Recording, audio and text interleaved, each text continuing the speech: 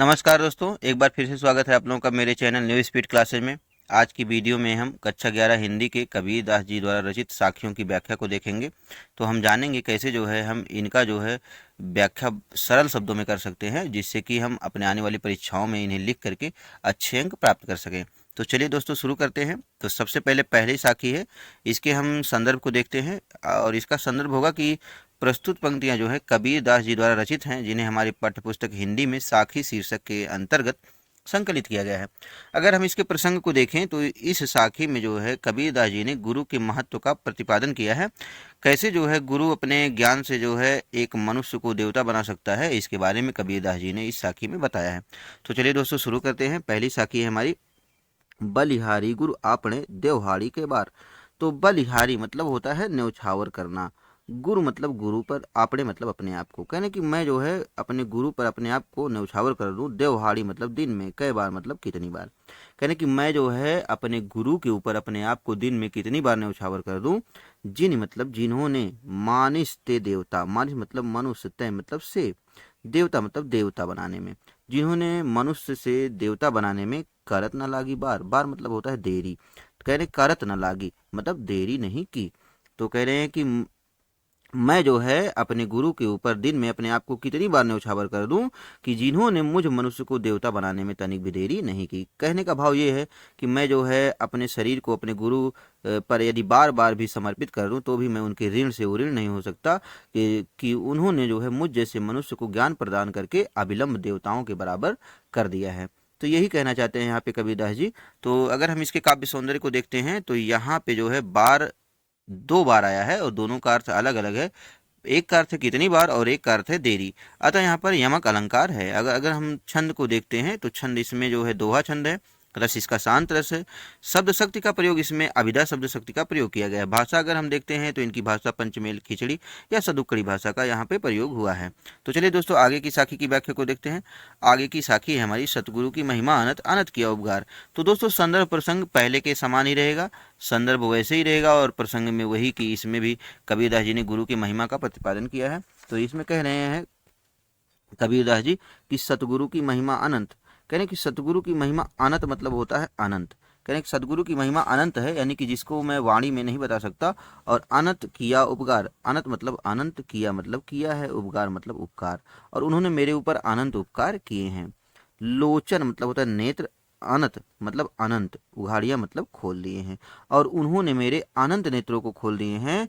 अनंत दिखावनहार, अनंत मतलब अनंत, दिखावनहार मतलब दिखाई देने लगा है। इनके कहने का भाव ये है कि मेरे सदगुरु जो हैं उनकी जो है महिमा अनंत है, जिन्हें मैं वाणी के द्वारा प्रदर्शित नहीं कर सकता। कह रहे उस गुरु ने मेरे ऊपर अनंत उपकार किए हैं, जिससे कि मेरे गुरु ने मुझे ज्ञान प्रदान करके मेरे अनंत नेत्रों को खोल दिया है और मुझे अनंत ईश्वर दिखाई देने लगे हैं। कहने का मतलब है इन्हें दिव्य दृष्टि प्रदान कर दी है, जिससे इन्हें ईश्वर का दर्शन प्राप्त हो गया है।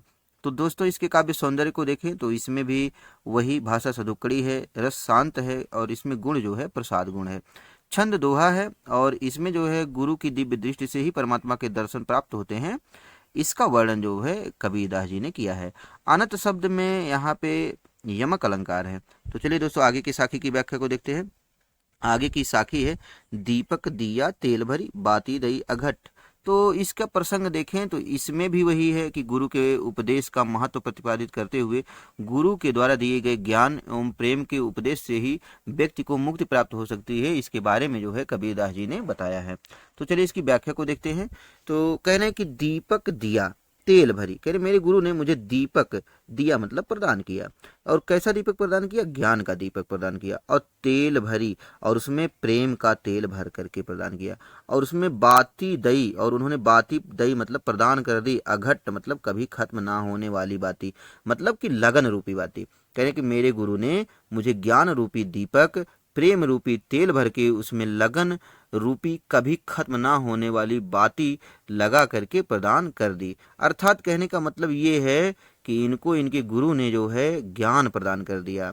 जब ज्ञान प्रदान कर दिया, कहने की पूरा किया बिसाहुड़ा। बिसाहुड़ा का मतलब होता है फेरा, और कह रहे जिससे कि मैंने जन्म मरण के फेरे को पूरा कर लिया है।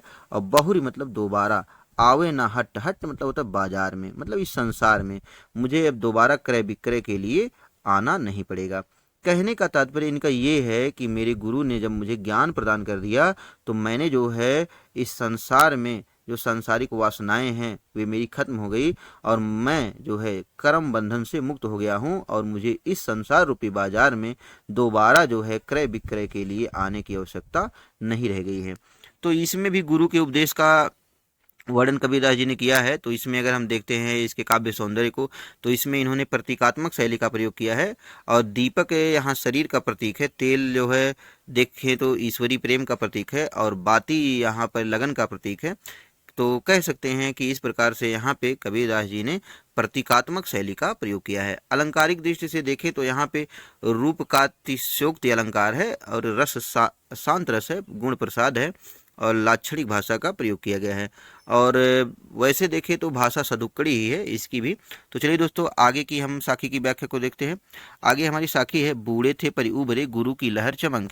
तो दोस्तों इसमें भी वही संदर्भ होगा पहले के जैसा और प्रसंग भी वही होगा कि कैसे जो है गुरु की कृपा से व्यक्ति को लाभ प्राप्त होता है, इसका वर्णन जो है कबीरदास जी कर रहे हैं।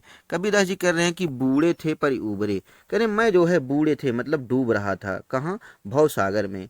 कह रहे कि मैं इस भव सागर में डूब रहा था पर उबरे, लेकिन मैं उससे बच गया। कैसे? गुरु की लहर चमकी, जब गुरु के ज्ञान की लहर चमकी मतलब चमकी, यानी कि जब इनको गुरु की कृपा की लहर दिख गई तो ये डूब रहे थे, ये उससे बच गए। और कह रहे कि मैंने देखा भेरा, देखा जर्जरा, भेरा मतलब होता नौका, देखा मतलब देखा, जर्जरा मतलब जर्जर। और मैंने देखा कि जिस नौका पर, जिस नाव पर मैं सवार हूँ वो क्या है, जर्जर है।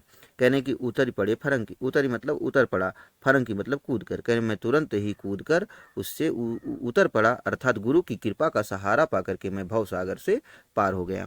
तो दोस्तों अगर हम इसके काव्य सौंदर्य को देखें तो गुरु के महत्व का प्रतिपादन इसमें भी किया गया है। और यहाँ पे बेड़ा यानी कि बेड़ा, इसका अर्थ होता है नाव और इसका दो अर्थ हो सकता है, एक नाव एक साधन।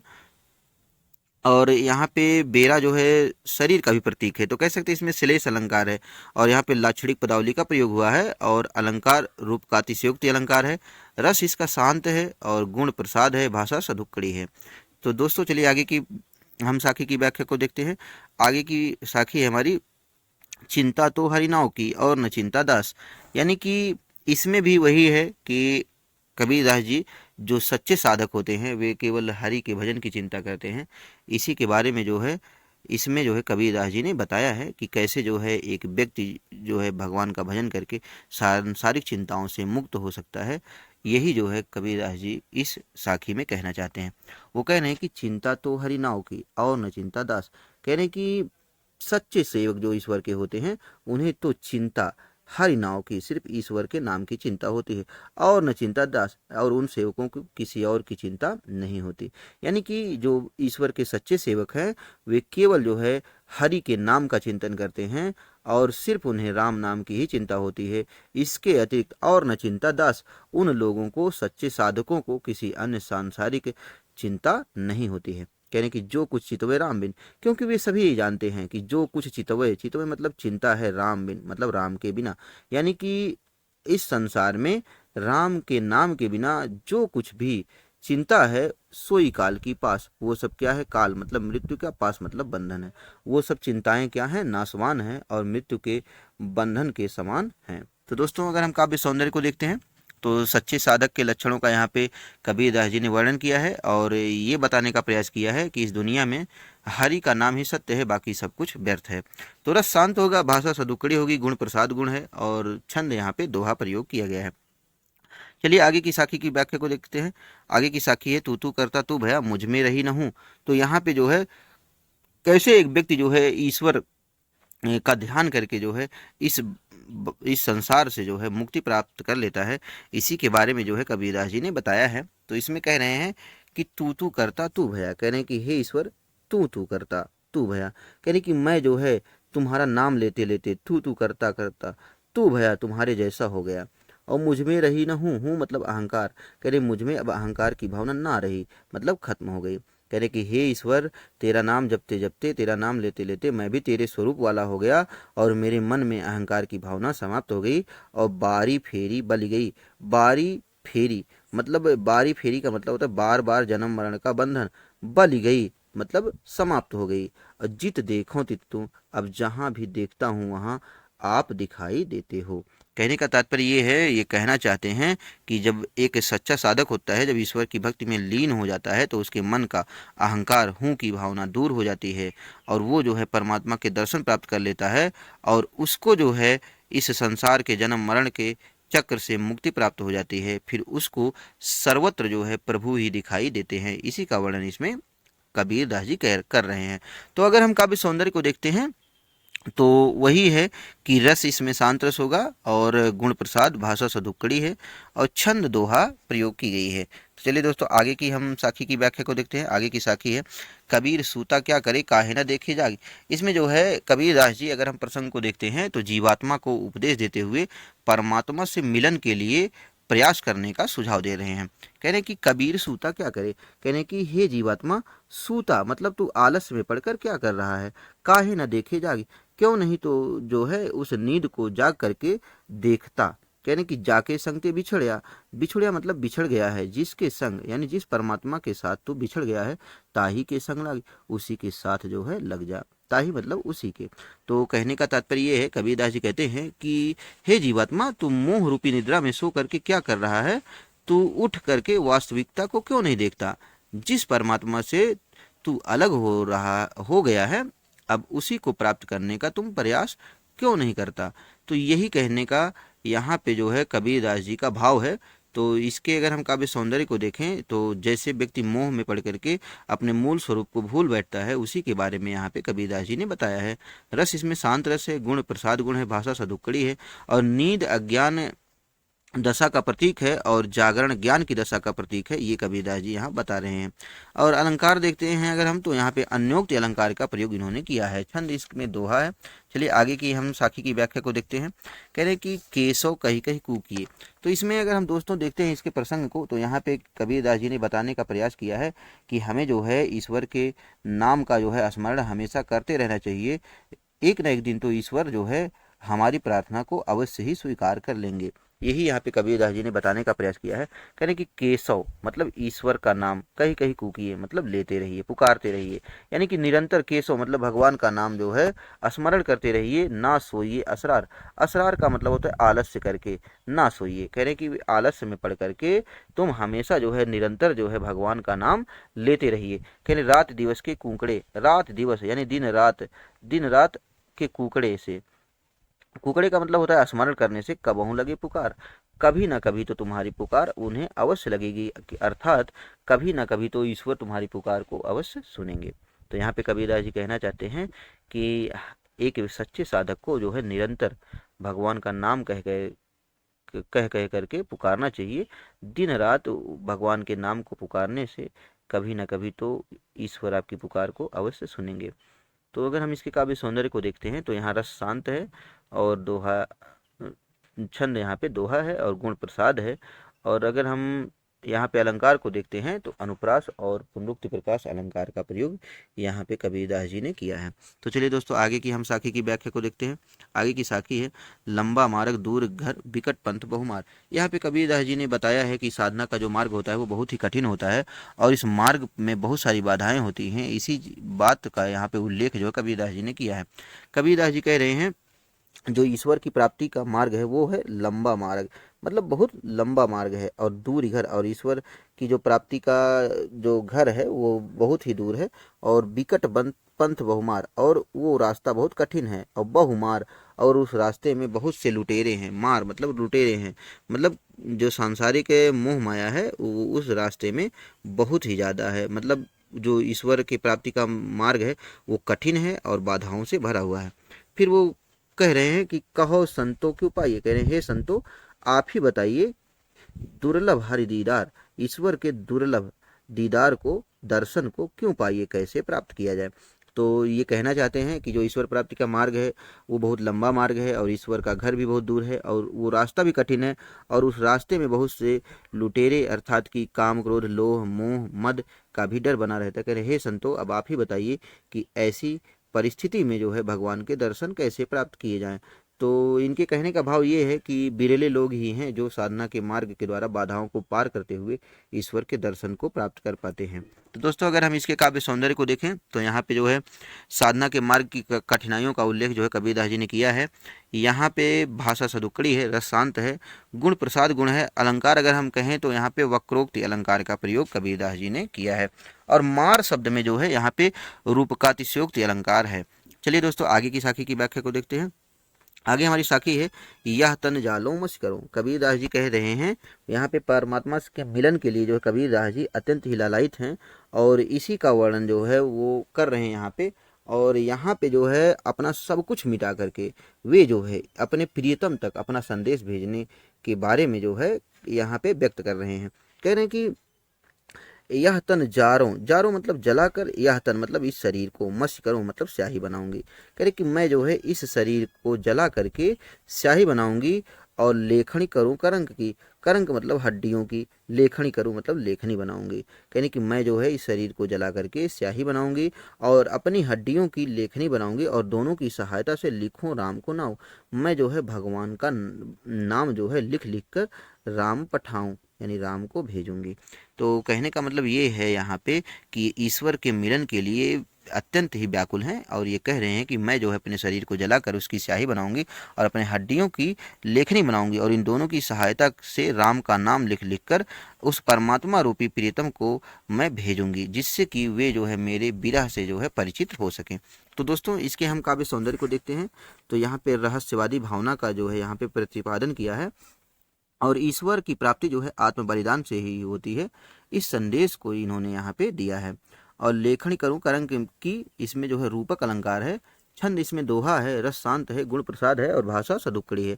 अनुप्रास अलंकार एवं पुनरुक्ति प्रकाश अलंकार का यहाँ पे प्रयोग किया गया है। चलिए दोस्तों आगे की हम साखी की व्याख्या को देखते हैं। आगे की साखी में जो है कबीरदास जी जो है एक जीवात्मा रूपी बिरहणी की विरह दशा का मार्मिक चित्रण कर रहे हैं। वे कह रहे हैं कै मतलब अथवा, बिरहणी मतलब बिरहणी, को मतलब को, मीच मतलब मृत्यु दे दीजिए। कह रहे कि या फिर इस बिरहणी को मृत्यु दे दीजिए, या कै मतलब या आपा दिखलाई, आपा दिखलाई मतलब अपना दर्शन दिखलाइए। कह रहे या तो इस बिरहणी को मृत्यु दे दीजिए या फिर अपने आत्मस्वरूप का दर्शन दिखलाइए। कह रहे 8 पहर का दाझड़ा, दाझड़ा का मतलब होता है जलना। कह रहे 8 पहर का ये विरह में जलना, मुंह पे सहा न जाए, मुंह पे मतलब मुझसे सहा न जाए मतलब सहा नहीं जा रहा है। तो कहने का तात्पर्य इनका ये है कि यहाँ पे कबीरदास जी जो है परमात्मा को संबोधित करते हुए कह रहे हैं कि हे प्रियतम, या तो मुझ बिरहणी को आप मौत दे दीजिए या अपने आत्मस्वरूप का साक्षात्कार करवाइए, क्योंकि ये जो 8 पहर यानी दिन रात की जो विरह की वेदना है भयंकर, ये जलना है, ये मुँह पे सहा न जाए यानी मुझसे सही नहीं जा रही है। तो काव्य सौंदर्य अगर हम देखते हैं तो यहाँ पे रहस्यवाद की भावना जो है इसका निरूपण किया गया है और लाक्षणिक भाषा का प्रयोग किया गया है और गुण प्रसाद है, छंद दोहा है, रस शांत है और अनुप्रास अलंकार का यहाँ पे प्रयोग किया गया है। चलिए दोस्तों आगे की पंक्तियों की व्याख्या को देखते हैं। आगे है हमारा कबीर रेख सिंदूर की काजल दिया न जाए। यहाँ पे जो है कबीरदास जी जो है आत्मा और परमात्मा के अनन्य प्रेम का उल्लेख करते हुए उन दोनों के गहरे संबंध के बारे में बता रहे हैं। कह रहे हैं कि कबीर रेख सिंदूर की, सिंदूर कहने कि मैंने जो है ईश्वर के नाम के सिंदूर को जो है धारण कर लिया है, मतलब सौभाग्य को धारण कर लिया है। और काजल दिया न जाए, काजल यहाँ काजल जो है सांसारिक मोह माया का प्रतीक है, यानी कि सांसारिक जो आसक्तियां हैं कह रहे हैं उसकी जो है काजल दिया न जाए मतलब अब नहीं लगाई जा सकती। कह रहे कि मैंने जो है ईश्वर के प्रेम का जो सिंदूर है उसको जो है अपने मन में धारण कर लिया है, अब उस पर सांसारिक जो आसक्तियां हैं उनका काजल अर्थात कालिख नहीं लगाई जा सकती। कह रहे कि नैनो मतलब नैनों में रमैया रम रहा, मतलब रमैया मतलब रम, राम जी रम ही रहा मतलब रम गए हैं, मतलब मेरे इन नेत्रों में ईश्वर जो है रम गए हैं। दूजा कहाँ समाई, कहने उसमें दूसरी सांसारिक वासनाएं भला कहाँ मतलब कहाँ मतलब कैसे समाई मतलब समा सकती हैं। तो कहने का तात्पर्य इनके ये है कि मैंने ईश्वर के सौभाग्य रूपी सिंदूर को धारण कर लिया है, अब उसमें कालिक रूपी सांसारिक आसक्तियों का कोई भी स्थान नहीं है। कह रहे मेरे इन नेत्रों में तो स्वयं राम ईश्वर बस गए हैं, अब उसमें दूसरी सांसारिक वासनाएं भला कैसे समा सकती हैं। तो यहाँ पे काव्य सौंदर्य को देखें तो वही रहस्यवादी प्रवृत्ति का यहाँ पे प्रयोग किया गया है। भाषा जो है लाक्षणिक है, प्रतीकात्मक शैली का प्रयोग हुआ है, छंद दोहा है, गुण प्रसाद है, भाषा सदुक्कड़ी है और अनुप्रास एवं रूपाक्तिशोक्ति अलंकार का यहाँ पे कबीरदास जी ने प्रयोग किया है। चलिए दोस्तों आगे की साखी की व्याख्या को देखते हैं। आगे की साखी का हम सर्वप्रथम प्रसंग देखते हैं। तो यहाँ पे कबीरदास जी ने साधनात्मक रहस्यवाद की प्रवृत्ति का परिचय देते हुए मुक्ति रूपी मोती की उत्पत्ति शून्य शिखर अर्थात ब्रह्मरंध्र में कुंडली योग के माध्यम से ही प्रतिपादित होती है, मतलब माध्यम से ही प्रतिपादित की है, इसके बारे में जो है कबीरदास जी ने बताया है। कबीरदास जी कहते हैं कि सायर नाही सीप बिन, कहने कि सायर नाही मतलब समुद्र नहीं, सीप बिन और सीपी भी नहीं, और स्वाति बूंद भी नहीं, स्वाति बूंद मतलब स्वाति नक्षत्र के पानी की बूंदे भी नहीं, कहने कबीर मोती निपजे। कबीरदास जी कहते हैं मोती निपजे, फिर भी मोक्ष रूपी मोती निपजे मतलब उत्पन्न होता है शून्य सीसर गढ़माई। शून्य सीसर मतलब शून्य शिखर, गढ़ मतलब होता है ब्रह्मरंध्र में। कहने कि समुद्र भी नहीं और सीप भी नहीं और स्वाति नक्षत्र की पानी की बूंदे भी नहीं, फिर भी वहां पर मोक्ष रूपी मोती जो है वो उत्पन्न होता है कुंडलिनी योग के द्वारा शून्य शिखर मतलब शून्य शिखर अर्थात ब्रह्मरंध्र में। तो कहने का भाव ये है कि जब साधक जो है मूलाधार चक्र में स्थित कुंडलिनी को जागृत कर खट चक्रों का भेदन करता हुआ ब्रह्मरंध्र में पहुंचता है तो उससे मुक्ति मोक्ष प्राप्त हो जाती है। इसी के बारे में यहाँ पर कबीरदास जी ने बताया है। कहने का मतलब ये है यहाँ पे कबीरदास जी ने जो कुंडलिनी योग है ये जो है नाथ संप्रदाय से ग्रहण किया है, और यहाँ पर इन्होंने जो है हठ योग साधना के बारे में जो है बताया है, कैसे कि हठ योग के माध्यम से एक इंसान जो है एक मनुष्य जो है मोक्ष को प्राप्त कर सकता है, इसी के बारे में बताया है। एक बार फिर से इसका अर्थ देख लीजिए। कुल मिला के कबीरदास जी कहना चाहते हैं कि जो मोक्ष रूपी मोती है वो जो है उसके लिए ना समुद्र की आवश्यकता होती है, ना ही सीपी की, और ना ही स्वाति नक्षत्र के बूंदों की पानी की आवश्यकता होती है। वो सिर्फ जो है मोक्ष रूपी मुक्ति रूपी मोती जो है कुंडलिनी योग के द्वारा शून्य शिखर मतलब शून्य शिखर के गढ़ मतलब ब्रह्मरंध्र में ही उत्पन्न होता है। तो अगर हम इसके काव्य सौंदर्य को देखें तो यहाँ पे पूरी साखी में विभावना अलंकार का प्रयोग हुआ है, और रस शांत है, भाषा सदुक्कड़ी है, गुण प्रसाद है। यहाँ पे प्रतीकात्मक शैली का प्रयोग है और रूपाक्तिशयोक्ति अलंकार का प्रयोग किया गया है। तो चलिए दोस्तों आगे की हम साखी की व्याख्या को देखते हैं। कहने की पाणी ही तय हिम भया, कहने की पानी ही तो हिम भया मतलब पानी ही जो है जम करके हिम भया मतलब बर्फ बन जाता है, और हिम हो गया बिलाई, और फिर हिम वही बर्फ जो है गया बिलाई मतलब बिलाई का मतलब होता है विलीन हो जाता है पानी में। कह रहे हैं कि पानी जो है जम करके बर्फ बन जाता है और फिर वही बर्फ पिघल करके पानी में बिलाई मतलब विलीन हो जाता है। कह रहे हैं कि जो कुछ था सोई भया, कह रहे हैं जो कुछ पहले था सोई भया वह फिर हो गया, अब कुछ कहा न जाए, अब कुछ इसके बारे में क्या कहा जाए, मतलब इसके बारे में अब कुछ भी कहना शेष नहीं है। इनके कहने का तात्पर्य ये है, ये कहना चाहते हैं कि जिस प्रकार से परमात्मा रूपी जल जो है जीवात्मा रूपी बर्फ में बदल जाता है, उसी प्रकार फिर जीवात्मा मरने के बाद पुनः परमात्मा में विलीन हो जाती है। अर्थात उसका जो रूप जन्म के पहले था, मृत्यु के बाद वह पुनः उसी अपने रूप में लौट जाती है। उसी का वर्णन करते हुए कह रहे हैं कि अब कुछ कहने को भी शेष नहीं है। तो आप लोगों को भाव समझ में आ ही गया होगा। तो चलिए काव्य सौंदर्य को देख लेते हैं। यहाँ पे जीवात्मा और परमात्मा की एक रूपता का उल्लेख जो है प्रतीकात्मक शैली में कबीरदास जी ने किया है। यहाँ पानी जो है परमात्मा का प्रतीक है और हिम जीवात्मा का प्रतीक है। यहाँ अगर हम देखते हैं रस जो है शांत रस है, भाषा सदुक्कड़ी है, छंद दोहा है, और इस साखी में अगर हम अलंकार को देखते हैं तो यहाँ पे कबीरदास जी ने अन्योक्ति अलंकार का प्रयोग किया है। आगे चलिए आगे की साखी की व्याख्या को देख लेते हैं। तो सर्वप्रथम हम इसके प्रसंग को देखते हैं। तो इस साखी में कबीरदास जी ने प्रतीकात्मक शैली से कुंडलिनी द्वारा सहस्त्रार चक्र में अमृत रस पीने का उल्लेख किया है। कह रहे हैं कि पंछी उड़ाड़ी गगन को, कह रहे हैं कि जब जीवात्मा रूपी जो पंछी है उड़ाड़ी मतलब उड़कर, गगन को मतलब कि आसमान में चला जाता है, सहस्त्रार चक्र में पहुंच जाता है, तो प्यंड रहा परदेश, प्यंड मतलब होता है शरीर, रहा मतलब रह जाता है, परदेश मतलब इसी देश में। कह रहे हैं कि जब जीवात्मा रूपी पंछी जो है सहस्त्रार चक्र रूपी गगन की ओर उड़ जाता है तो उसका देह शरीर इसी देश में रह जाता है। कह रहे हैं कि पाणी पिया चंच बिन, कह रहे हैं कि जब वहां पर बिना इंद्रियों के, चंच मतलब चोंच होता है, बिन मतलब बिना, और यहाँ पे चंच का मतलब इंद्री भी आप समझ सकते हैं। तो कह रहे हैं कि वहां जब वह बिना इंद्रियों के पानी पिया मतलब अमृत रस का पान करता है, भूल गया यह देश, तो फिर यह इस देश को मतलब इस संसार को भूल जाता है, मतलब इस सांसारिक मोह माया के बंधनों से मुक्त हो जाता है। कहने का भाव ये है कि जब जो है जीवात्मा रूपी पंछी जो है सहस्त्रार चक्र रूपी गगन की ओर उड़ती है, तो वह जो है अपने देह को यहीं पर भूल जाती है और फिर वह वहाँ पर बिना इंद्रियों के जो है अमृत के जल का पान करती है। तो वह जो है इस सांसारिक मोह माया को, इस देश को, यहाँ के बंधनों को भूल जाती है। तो इसके अगर हम काव्य सौंदर्य को देखें तो हठ योग साधना का वर्णन यहाँ पे कबीरदास जी ने प्रतीकात्मक शैली में किया है। तो यहाँ पे ये बताना चाहते हैं कि कैसे जो है बिना इंद्रियों के जो है जीवात्मा रूपी पंछी वहाँ पे ईश्वर के पास जाकर, परमात्मा के पास जाकर आनंद का, वहाँ पे आनंद का पान करता है। तो अगर हम अलंकार देखें, यहाँ पे विभावना अलंकार का प्रयोग कबीरदास जी ने किया है। रस इसमें शांत है, भाषा सदुक्कड़ी है, छंद दोहा है, गुण इसमें प्रसाद गुण है। आगे चलिए दोस्तों, आगे की साखी की व्याख्या को देखते हैं। आगे हमारी साखी है पिंजर प्रेम प्रकाशिया। तो सबसे पहले इसके प्रसंग को देख लेते हैं।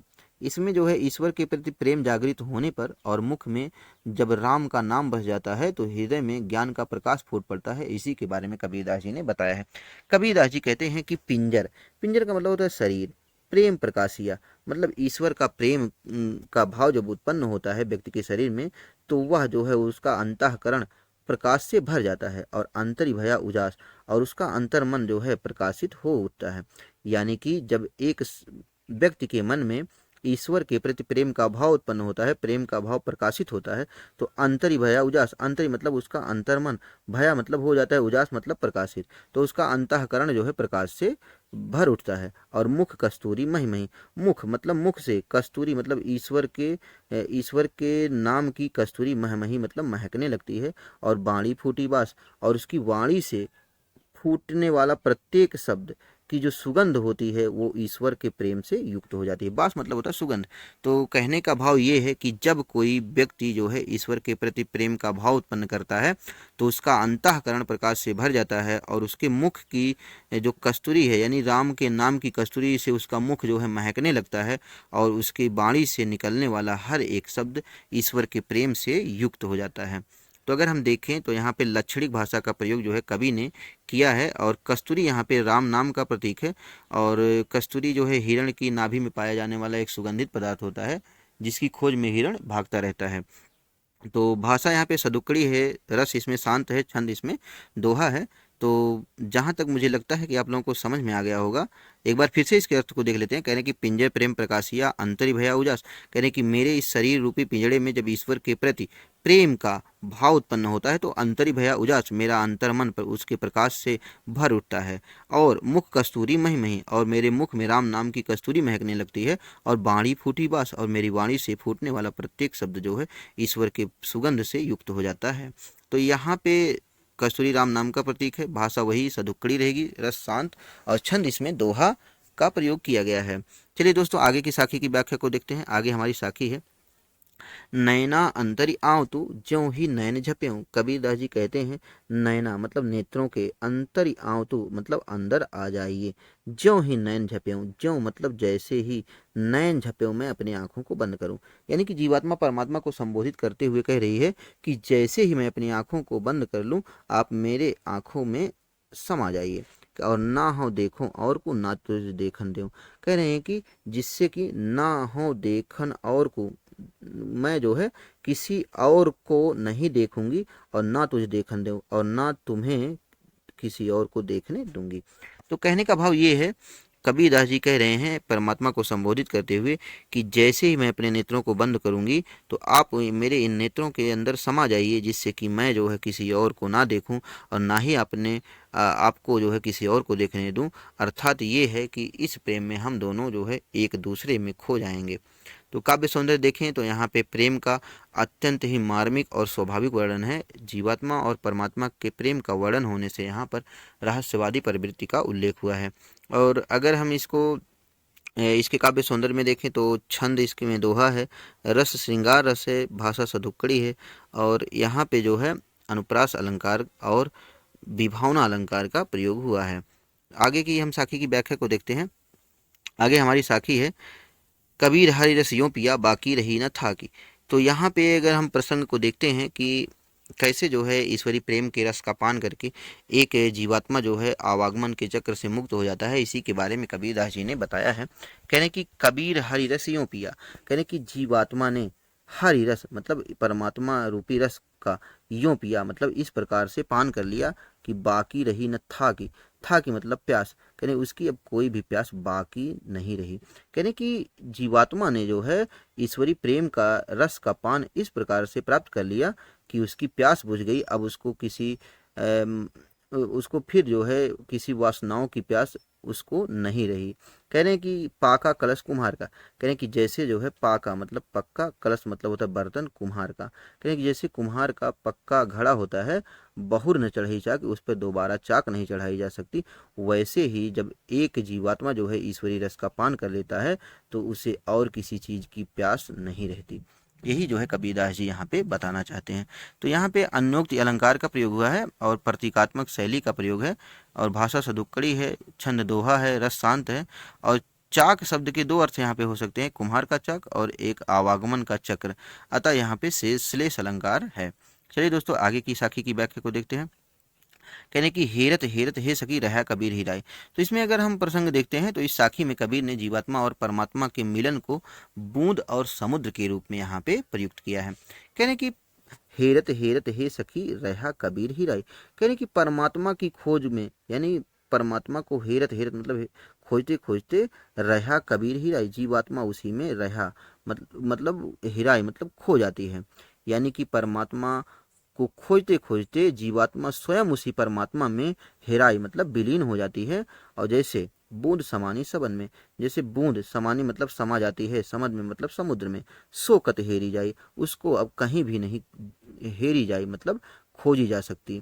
यानी कि जैसे जो है बूंद समुद्र में मिल करके अपना अस्तित्व खो देती है, उसी प्रकार जीवात्मा परमात्मा से मिल करके अपने स्वरूप को भूल जाता है, विस्मृत कर देता है। इसी का वर्णन यहाँ पे कबीरदास जी कर रहे हैं। कबीरदास जी कुल मिलाकर यहाँ पे आत्मा और परमात्मा के एक होने का वर्णन कर रहे हैं।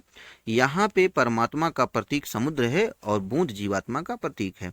यहाँ पे दृष्टांत और पुनरुक्ति प्रकाश अलंकार है और दोहा छंद यहाँ पे प्रयोग किया गया है। भाषा इसकी सदुक्कड़ी है, रस इसमें शांत रस है। चलिए दोस्तों आगे की हम साखी की व्याख्या को देखते हैं। आगे हमारी साखी है, यह कबीर यह घर प्रेम का खाला का घर नहीं।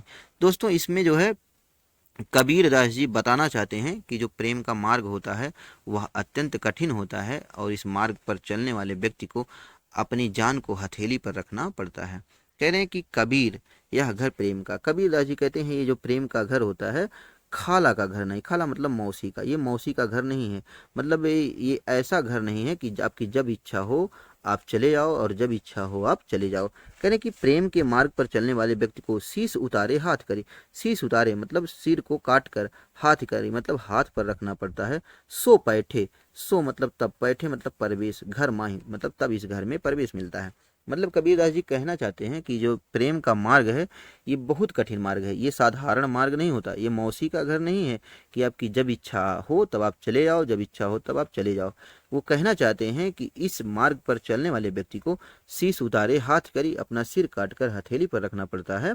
सो बैठे घर माही तब जा करके उस व्यक्ति को उस प्रेम के घर में जो है बैठे मतलब प्रवेश प्राप्त होता है। कहने का भाव यहाँ पे ये है कि प्रेम का मार्ग जो है बहुत ही कठिन है और अगर हम इसके काव्य सौंदर्य को देखें तो ऐसे ही जो है प्रेम के मार्ग की कठिनता का प्रतिपादन करते हुए कहा गया है, यह प्रेम को पंथ कराल महा तलवार की धार पे धावन है। मतलब ये जो प्रेम का मार्ग है ये जो है तलवार की धार पर चलने के जैसा है। तो यहाँ पे अगर हम देखते हैं तो छंद दोहा है, रस शांत है और भाषा सदुक्कड़ी है और अलंकार जो है यहाँ पे पुनरुक्ति प्रकाश और अनुप्रास अलंकार का प्रयोग किया गया है। चलिए दोस्तों आगे की पंक्तियों की व्याख्या को देखते हैं। आगे हमारी जब मैं था तब हरि नहीं। तो दोस्तों अगर हम इसमें इसके प्रसंग को देखें तो यहाँ पे कबीरदास जी कहना चाहते हैं कि अहंकार को त्यागने पर ही ईश्वर की प्राप्ति हो सकती है। इसी के बारे में उन्होंने इस साखी में बताया है। कहने कि जब मैं था तब हरि नहीं, कहने कि जब मैं था, जब मेरे अंदर मैं अहंकार था तब हरि नहीं, तब मेरे पास जो है ईश्वर नहीं थे। यानी कि जब तक मेरे मन में अहंकार था तब तक मैं परमात्मा को प्राप्त नहीं कर सका। अब हरि है मैं नाही, अब जो है मुझे परमात्मा मिल गए, अब हरि है मेरे पास, मैं नाही, और मेरे मन का जो अहंकार था वो दूर हो गया। कहने सब अंधियारा मिट गया, कहने मेरे मन का सारा अंधकार मिट गया मतलब मिट गया जब दीपक देखा माए, जब मैंने अपने स्वयं के अंदर ज्ञान के दीपक को देखा मतलब देखा। तो कहने का तात्पर्य ये है कि जब तक इनके मन में अहंकार था तब तक ये परमात्मा को प्राप्त नहीं कर सके। अब इन्हें परमात्मा की प्राप्ति हो गई तो इनके मन का अहंकार पूरी तरह नष्ट हो गया। कहने का मतलब ये है कि जब इन्होंने स्वयं के अंदर जो है ज्ञान का दीपक जला करके देखा तो इनके इस मन का जो सारा अंधकार, जो सारा अज्ञान था वो मिट गया। कहने का मतलब ये है, यहाँ पे अगर हम काव्य सौंदर्य को देखते हैं तो कबीरदास जी बताना चाहते हैं कि अहंकारी व्यक्ति जो है प्रभु को प्राप्त नहीं कर सकता। ईश्वर की प्राप्ति के लिए अहंकार को छोड़ना ही आवश्यक होता है। इसी के बारे में यहाँ पे इन्होंने बताया है। और शैली इसमें प्रतीकात्मक शैली है और रूपाक्तिशोक्ति अलंकार है। यहाँ पे अंधकार अज्ञान का प्रतीक है और दीपक ज्ञान का प्रतीक। और अगर हम भाषा देखें तो सदुक्कड़ी भाषा है, रस शांत है और छंद इसमें दोहा है। तो दोस्तों यहीं पे हमारा वीडियो समाप्त होता है। आप लोगों को ये वीडियो कैसा लगा ये कमेंट सेक्शन में आप लोग अवश्य बताइएगा और इस वीडियो को लाइक और शेयर करना मत भूलिएगा। आप लोगों का बहुत बहुत धन्यवाद।